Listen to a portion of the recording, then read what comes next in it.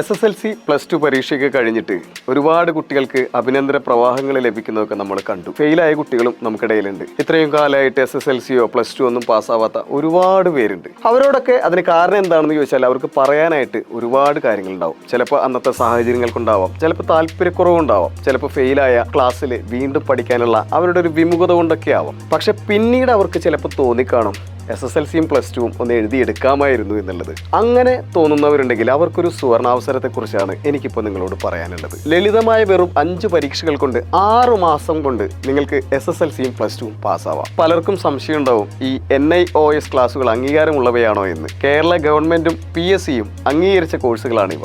ഈ പരീക്ഷകൾ എഴുതാൻ പ്രായപരിധി ഒരു വിഷയമേ അല്ല. ചിലർക്കിപ്പോൾ ഇംഗ്ലീഷിൽ പരീക്ഷ എഴുതാനുള്ള ബുദ്ധിമുട്ടുണ്ടാവും. ഒട്ടും വിഷമിക്കേണ്ട, മലയാളത്തിലും നിങ്ങൾക്ക് ഈ എക്സാം എഴുതാം.